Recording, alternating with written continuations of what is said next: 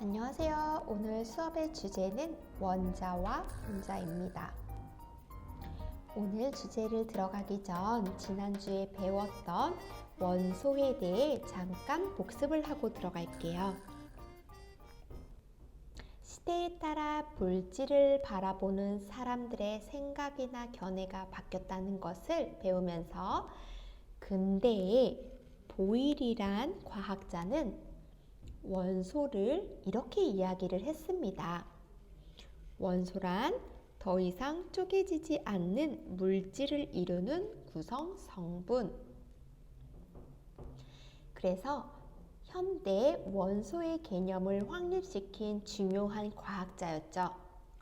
그리고 이렇게 정의된 원소는 물질의 성질을 나타내는 이름과 같은 것이라고 생각했습니다.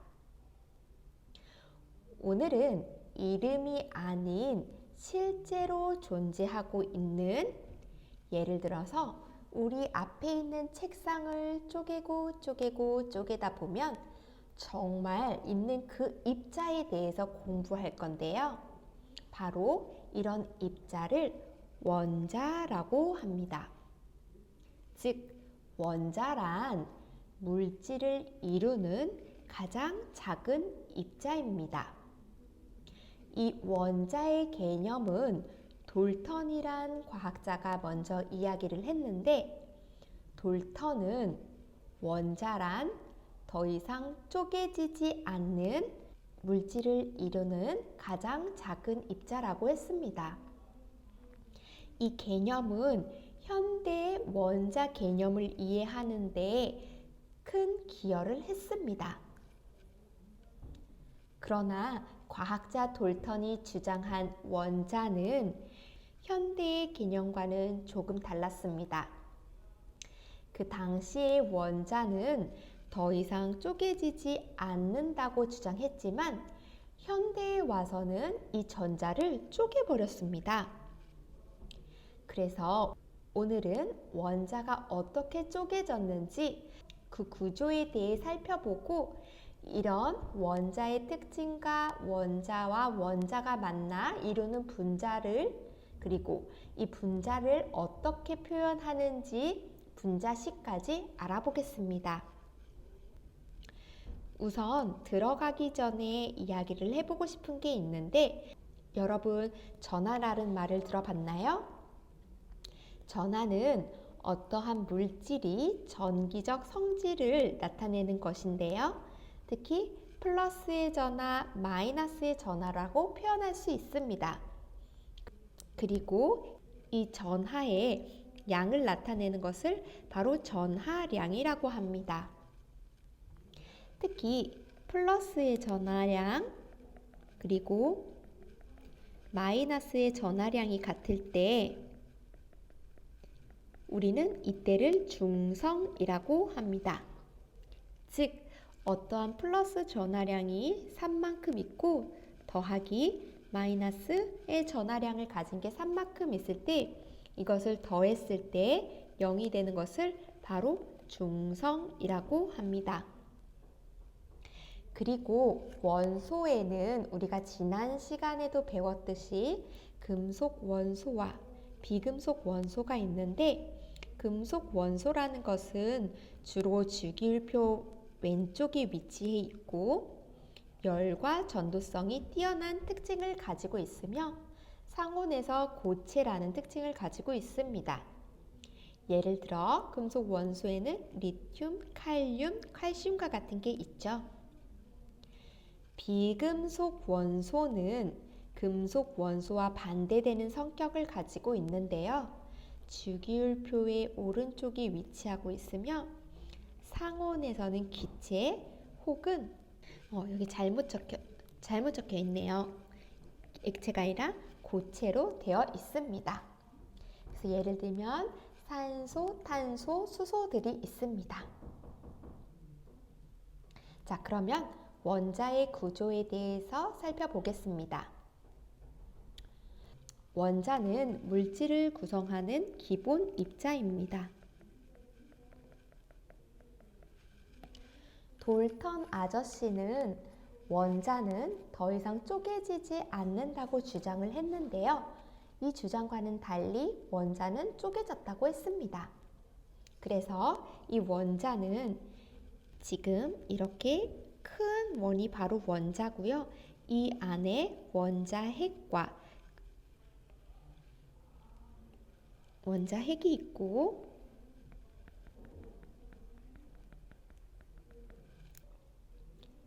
그리고 그 주변에는 전자가 있습니다.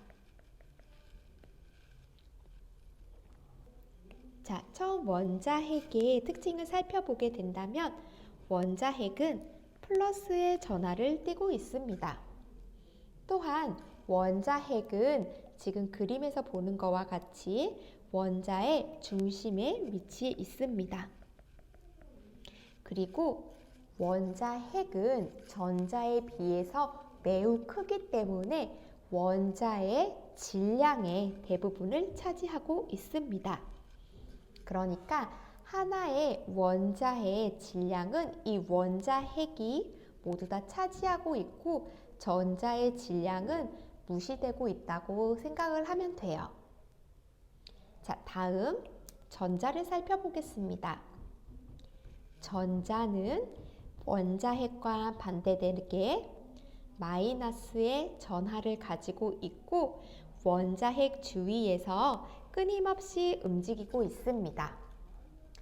원자핵은 무겁고 중심에 위치하고 있어서 움직이고 있지 않지만 전자는 작고 가벼우며 원자핵 주변을 계속해서 움직이고 있다고 생각을 하면 돼요.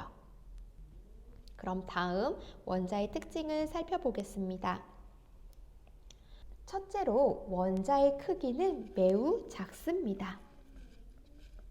혹시 여러분들 중에 원자를 직접 눈으로 본 사람들이 있나요? 아마 있다면 저는 과감히 노벨상 수상하는 데 추천을 해줄 겁니다. 원자는 우리 눈에 보이지 않을 만큼 너무너무 작고 현재 원자를 볼 수 있는 현미경이 아직 없습니다. 그래서 원자가 얼마나 작은지 원소 중에서도 가장 작은 원소인 수소 원자를 이렇게 붙여 넣어야 겨우 1cm가 된다고 합니다. 또한 원자 하나의 크기와 탁구공을 비교했을 때 이게 원자의 크기고 이것이 탁구공의 크기가 된다면 원자를 탁구공만하다고 했을 때 탁구공은 지구만하다고 합니다.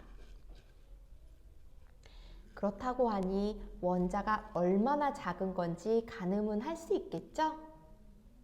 이렇기 때문에 우리는 이런 작은 원자를 직접 볼 수 없어서 사진이 아닌 원자 모형으로 원자 구조를 공부하게 됩니다.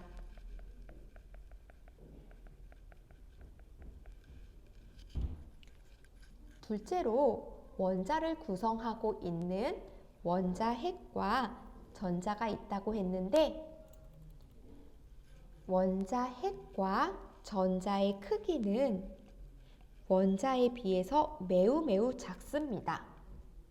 예를 한번 들어볼게요. 원자의 크기를 잠실 주 종합 경기장만하다고 했을 때 원자핵은 이 안에 있는 축구공 크기만 하고 전자는 이보다도 훨씬 작은 개미만하다고 합니다.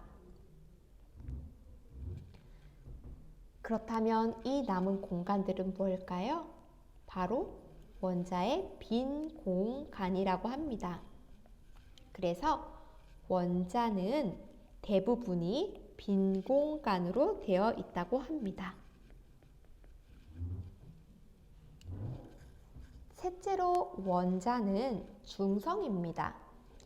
앞에서 잠깐 이야기를 했는데 플러스의 전하 그리고 마이너스의 전하가 같아 플러스의 전하와 마이너스 전하를 더했을 때 0이 되는 값을 중성이라고 했습니다. 원자는 플러스로 된 원자핵과 마이너스로 된 전자가 있는데 이 값은 항상 같아야 합니다. 그래서 원자는 전기적으로 중성을 띠고 있습니다. 예를 들어 어떠한 원자의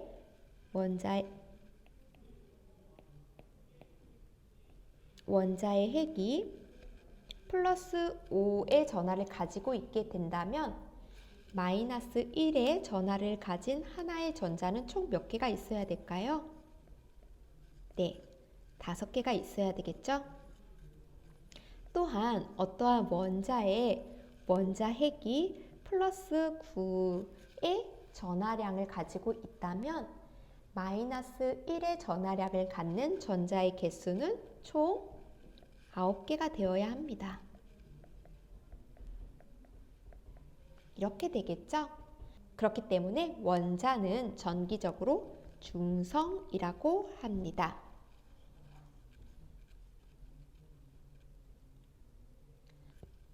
마지막으로 이것은 가장 중요한 건데 원자는 종류에 따라서 플러스의 전하량과 전자의 수가 다릅니다.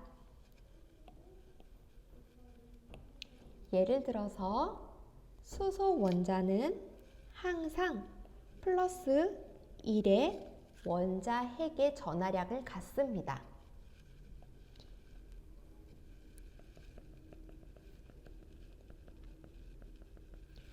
헬륨 원자는 항상 플러스 2의 원자 핵의 전하량을 갖고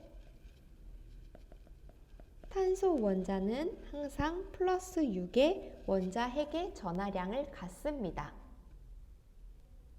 그런데 원자는 항상 중성이기 때문에 원자 핵의 전하량에 따라 각각의 전자의 수도 바뀝니다.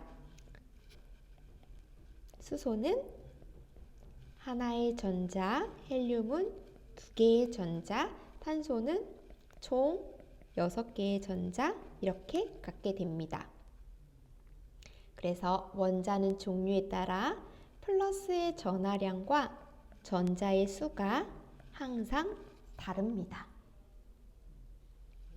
그럼 다음 예를 한번 살펴볼까요? 플러스 1의 전하량을 가지고 있는 것은 원자 번호 1번과 같은 수소입니다. 플러스 6의 원자 핵의 전하량을 갖는 것은 원자 번호 6번인 탄소고요. 플러스 7의 원자 핵의 전하량을 갖는 것은 원자 번호 7번인 질소. 플러스 8의 원자 핵의 전하량을 갖는 것은 8번째 탄소입니다. 그렇다면 각각 원자 핵의 전하량을 살펴봤을 때 이때는 전하량이니까 플러스를 써줘야 되고 하나, 플러스 6, 플러스 7, 플러스 8이 되겠죠? 이때 원자는 항상 중성이기 때문에 원자 핵의 전하량과 전자의 개수는 같아야 된다고 했습니다. 그래서 수소에선 전자의 개수가 하나, 탄소는 6, 질소는 7, 산소는 8개의 전자수를 갖게 됩니다. 전자의 전하량은 항상 마이너스를 갖고 있다고 했기 때문에 수소의 전자의 전하량은 마이너스 1, 탄소는 마이너스 6, 질소는 마이너스 7, 산소는 마이너스 8 이렇게 됩니다.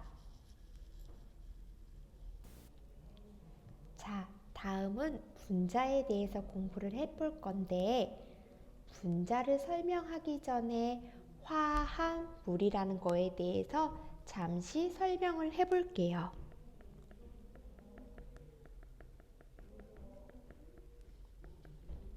화합물이라는 것은 서로 원소들이 모여서 만들어진 물질인데 화합물을 만들기 위해서는 크게 3가지의 결합으로 나눌 수 있습니다. 첫 번째로 금속 결합, 두 번째로 이온 결합, 세 번째로는 공유 결합이 있습니다. 이 금속 결합이라는 것은 우리가 처음 배울 때 시작했듯이 금속이란 원소와 금속이라는 원소가 서로 결합해서 만들어진 결합이에요.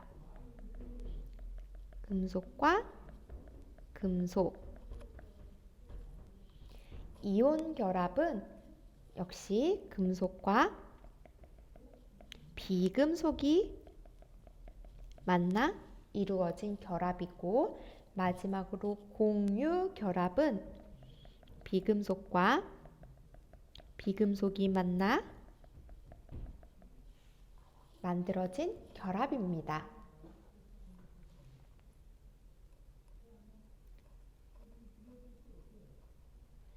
금속과 금속이 만난 결합의 예를 들어 보게 되면, 구리라는 결합은 계속해서 구리가 반복적으로 결합이 되어 있습니다. 그래서 이 금속이란 금속 결정을 이루게 됩니다. 이온 결합은 예를 들면 대표적으로 나트륨과 염소가 결합된 염화나트륨이 있는데요. 이것 역시 염화나트륨이 서로 반복되어 결합을 일으키면서 이온 결정을 만듭니다. 마지막으로 비금속과 비금속의 예로는 수소의 분자가 있는데, 우리가 말하는 일반적인 수소는 그냥 원자 상태로 존재하는 것이 아니라 두 개의 수소 분자가 서로 결합된 형태로 존재하고 있습니다. 그리고 우리가 너무나 잘 알고 있는 분자 중에 하나인 물 분자가 있는데, 물 분자 역시 하나의 산소에 두 개의 수소 원자가 붙어서 만들어진 분자인데, 이 공유 결합은 다른 결정과는 달리 단일 분자로 존재하게 됩니다. 그래서 이걸 바로 독립된 입자라고 하고, 이것을 바로 분자라고 합니다. 우리는 바로 이 분자에 대해서 지금부터 알아보게 될 거예요.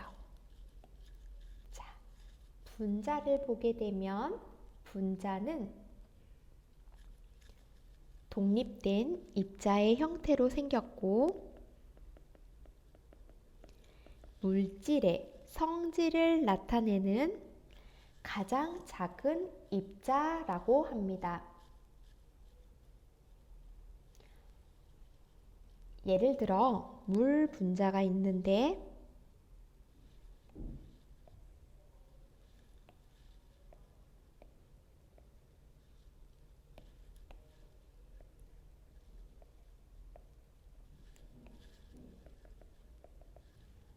예를 들어 이렇게 물 분자가 있는데, 지금 이 분자는 물이라는 성질을 나타내고 있죠.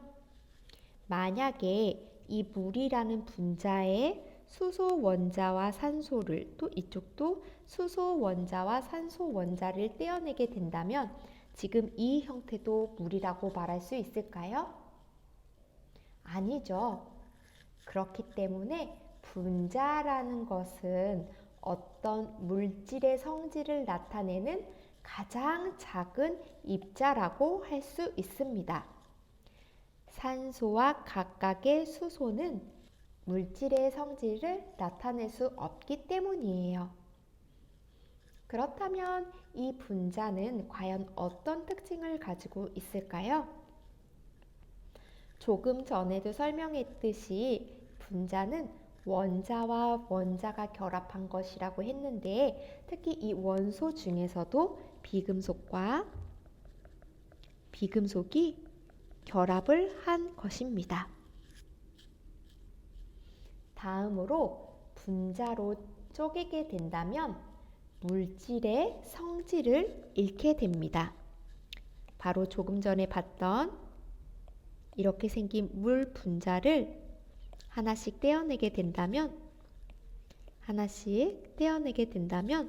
더 이상 물이라는 성질을 갖지 못하게 됩니다. 마지막으로 분자는 원자에 결합된 원자의 수와 종류에 따라 분자의 종류가 달라집니다. 예를 들어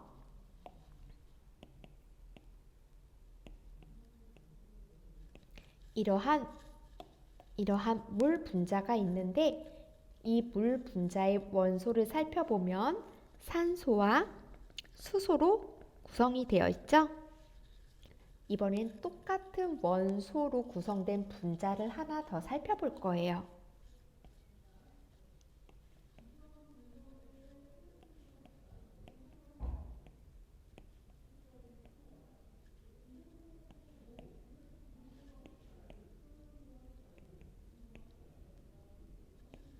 자, 이번엔 이 분자를 구성하는 원소를 살펴보면 산소와 역시 수소로 구성되어 있습니다.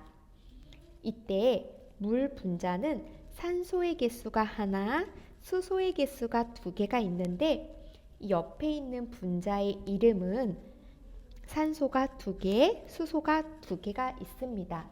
즉, 분자를 이루는 원자의 수가 다른 분자들입니다. 첫 번째 있는 분자는 물 분자라고 해서 우리가 마실 수 있지만 두 번째 있는 분자는 산소가 과하게 많다고 해서 과산화 수소라는 물과는 전혀 다른 물질이고 이 과산화 수소는 절대로 마실 수 없는 위험한 물질입니다. 선생님이 다음 6가지의 다른 분자를 준비를 해봤는데 각각 이 분자들을 비교를 해보면 분자의 종류가 다르거나 수가 달라 전혀 다른 물질이 된 분자들을 가지고 와봤습니다. 그럼 여기서 분자를 이루는 원자의 종류와 개수를 각각 써볼까요?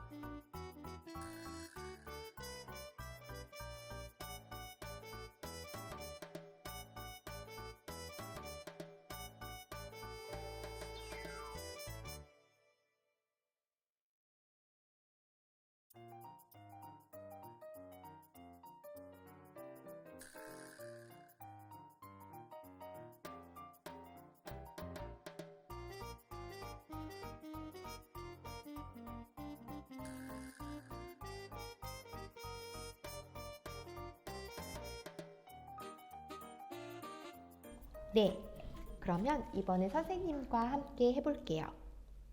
자, 첫 번째 있는 분자는 어떤 거예요? 바로 물 분자입니다. 물 분자를 이루는 원자의 종류는 수소와 산소가 있죠. 그리고 수소 원자 2개, 산소 원자가 하나 있어 총 분자를 이루는 원자의 개수는 3개입니다. 이번에 옆에 있는 거를 볼까요? 바로 옆에 있는 거는 과산화 수소라고 하는 분자입니다. 이때 분자를 이루는 원자의 종류는 수소와 산소가 있고 수소는 2개, 산소는 2개 해서 총 분자를 이루는 원자의 개수는 4개입니다. 물과 과산화수소는 서로 분자를 이루는 수가 달라진 물질입니다. 두 번째로 볼까요? 다음의 분자는 수소 분자입니다. 분자를 이루는 원자의 종류는 수소 하나고요. 개수는 하나, 둘, 총 2개라서 2개입니다. 다음에 있는 분자는 수소 하나와 염소 하나가 결합된 염화수소라는 분자입니다. 여러분 염산이란 말 들어봤죠? 바로 이게 염산이란 물질이에요. 분자를 이루는 원자의 종류는 수소와 염소가 있고 수소 하나, 염소 하나, 그래서 총 분자를 이루는 원자의 수는 2개입니다. 2개의 물질은 서로 똑같은 원자의 개수를 가지고 있지만 결합을 하는 원자의 종류가 달라지는 바람에 수소는 인체에 이로운 반면 인체에 굉장히 위험하고 역시 모든 산을 녹여버리는 위험한 물질입니다. 마지막으로 살펴볼게요. 탄소 하나에 2개의 산소가 있다고 해서 2개의 산소, 이산화탄소라는 분자입니다. 이 이산화탄소의 분자를 이루는 원자의 종류는 탄소와 산소가 있고 총 원자의 개수는 탄소 하나, 산소 2개여서 총 3개입니다. 다음 탄소와 산소, 즉 하나의 산소의 결합이 있기 때문에 일산화탄소라는 분자입니다.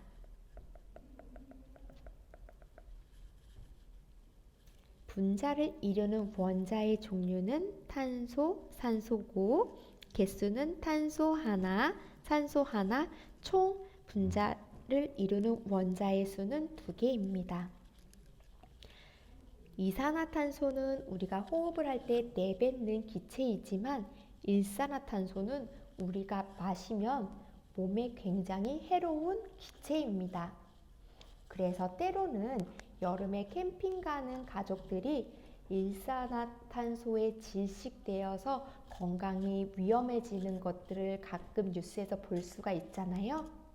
이렇기 때문에 분자를 이루는 원소의 수와 종류가 달라짐에 따라서 물질을 이루는 분자의 성질이 극명하게 달라질 수 있다는 것, 여러분 잘 기억해 두셔야 돼요.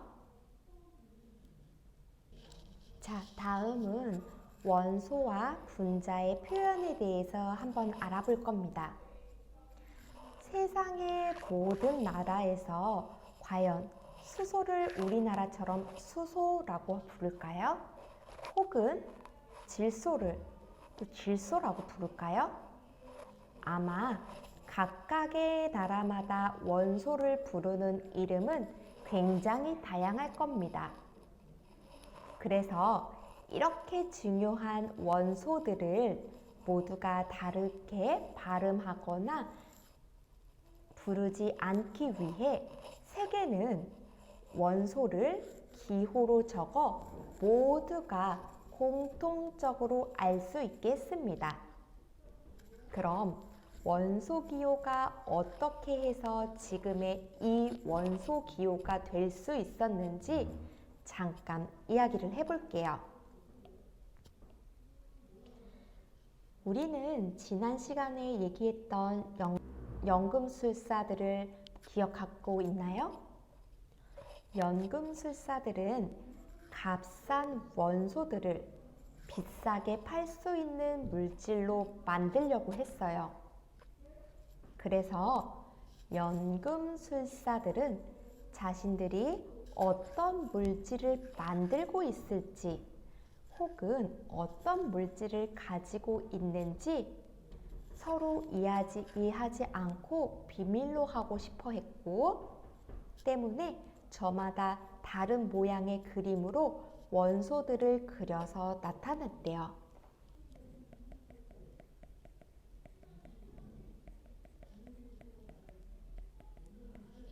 그러다가 돌턴이란 과학자가 조금 전에 배웠죠? 돌턴은 원자에 대해서 이야기를 했던 과학자인데, 원자란 더 이상 쪼개지지 않는 물질을 이루는 기본 입자라고 했고, 원자는 이렇게 동그랗게 생겼다고 이야기를 했습니다. 그런데 이 돌턴이란 과학자는 이러한 동그라미에 굉장히 집착을 했던 것 같아요. 이 돌턴이란 과학자는 원소 기호를 표현하는데 동그라미를 그리고 이 안에다가 금이면은 G 혹은 은이면은 실버 혹은 그림으로 나타내서 원소 기호들을 표현했다고 합니다. 그러다가 지금의 원소 기호를 만들게 된 것은 바로 베르셀리우스라는 과학자입니다. 이 베르셀리우스는 원소 기호를 제안하게 되었는데, 이제부터 118개의 원소를 어떻게 세계가 표현을 하고 있는지 그 규칙에 대해서 하나씩 알아보겠습니다.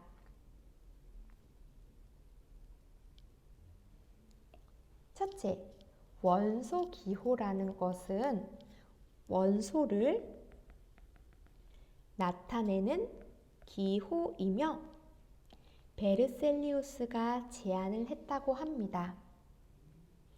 대부분의 원소의 이름은 그리스어나 라틴어 혹은 영어에서 기원이 되었는데요. 이러한 이름의 첫 글자를 대문자로 쓰게 됩니다.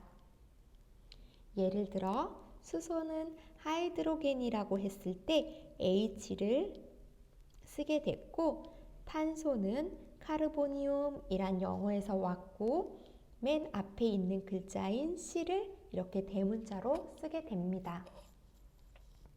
또한 질소도 나이트로겐이라고 쓰고, 이 단어에서 가장 앞에 있는 N을 대문자로 쓰고, 산소는 옥시겐이라는 이름에서 맨 앞에 있는 이 O라는 것을 대문자로 나타내 줍니다.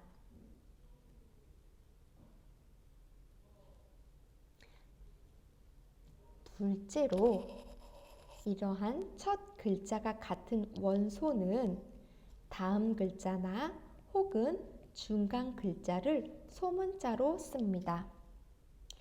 앞에서 봤듯이 탄소는 카르보니움이라고 해서 C라는 대문자를 썼는데, 나중에 나오는 염소는 클로린이라고 하고, 이때 각각 단어에 맨 앞에 나오는 C라는 글자가 겹치기 때문에 염소는 중간에 있는 L이란 글자를 함께 써주기로 했는데, 이때 맨 앞에 있는 글자는 대문자로, 그 다음에 나오는 것은 소문자로 써줘야 합니다.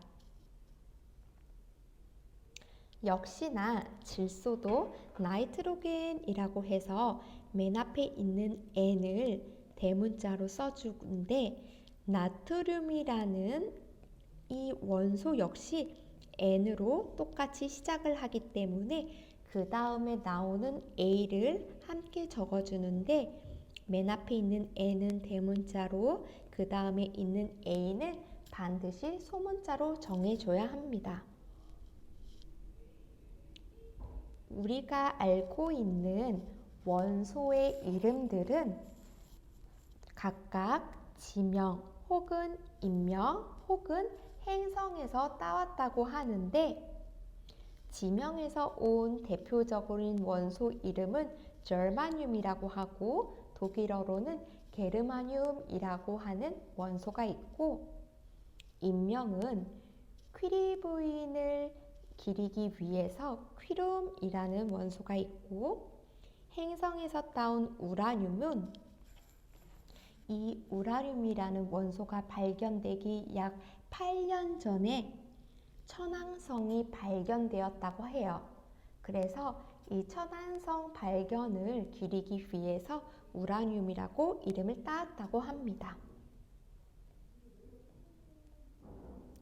다음은 지난 시간에 공부했던 원소와 원소 기호를 한번 스스로 시험해 보는 시간을 가져볼게요.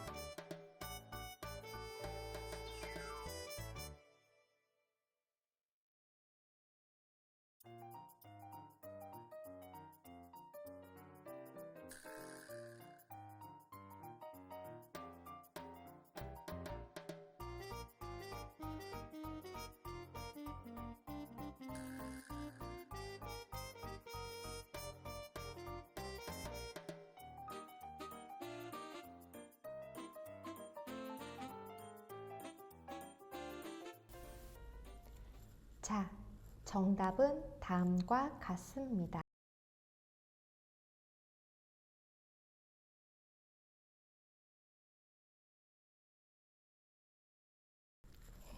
그러면 이번에는 분자식에 대해서 한번 알아볼까요?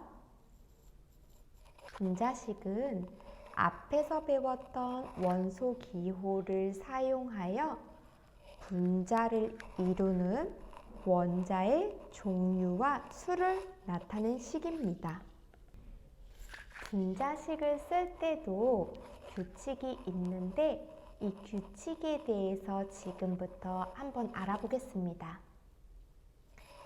첫째, 물질을 이루는 원자의 종류를 원소 기호로 씁니다. 여기 물이 예가 있으니까 한번 물을 예로 나타내 보겠습니다. 물의 분자는 산소와 2개의 수소로 되어 있다고 합니다. 이렇게 현재 2개의 물 분자가 있습니다. 우선 첫 번째로는 하나의 분자만 살펴볼게요. 이때 하나의 물 분자를 이루는 원자의 종류, 즉 원소는 수소와 산소가 있죠. 자, 두 번째는 물질을 이루는 원자의 수를 각각 원자 기호의 오른쪽 아래에 적겠습니다. 이 하나의 분자를 보게 되면은 수소는 2개, 산소는 1개가 있습니다. 이때 하나로 된 원자의 종류, 즉 원소는 생략이 가능합니다. 그래서 여기서는 이렇게 지워줄 수 있습니다. 마지막으로 총 분자의 수를 화학식 앞에, 즉 분자식 앞에다가 적습니다. 총 이 분자는 2개로 되어 있기 때문에 여기에 크게 2라고 적어주게 됩니다. 다시 한번 문제를 살펴보겠습니다. 2개의 물 분자가 있고요. 이때 분자의 종류는 물입니다. 분자의 총 개수는 분자식의 가장 앞에 있는 큰 숫자를 보면 되기 때문에 2개고요. 분자를 이루는 원자의 종류, 즉 원소라고도 표현할 수 있는 이것은 수소와 산소 2가지로 이루어져 있습니다. 분자 1개를 이루는 원자의 개수는 수소가 2개, 산소가 하나여서 총 3개고 2개의 분자가 있기 때문에 이 원자의 총 개수는 2개 곱하기 3개 해서 6개가 됩니다. 자, 그럼 다음 나와 있는 문제들을 한번 스스로 풀어볼까요?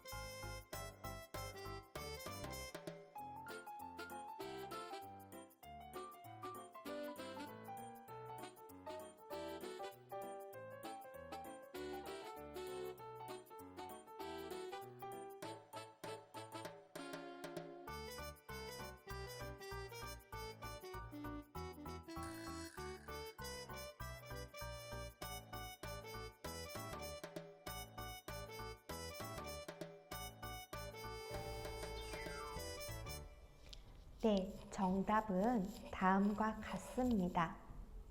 모두가 정답을 맞췄길 바랄게요. 자, 그럼 마지막으로 우리 원소의 개념, 원자의 개념, 분자의 개념을 다시 한번 살펴보겠습니다. 더 이상 쪼개지지 않는 물질을 구성하는 구성 성분을 바로 원소라고 했고요.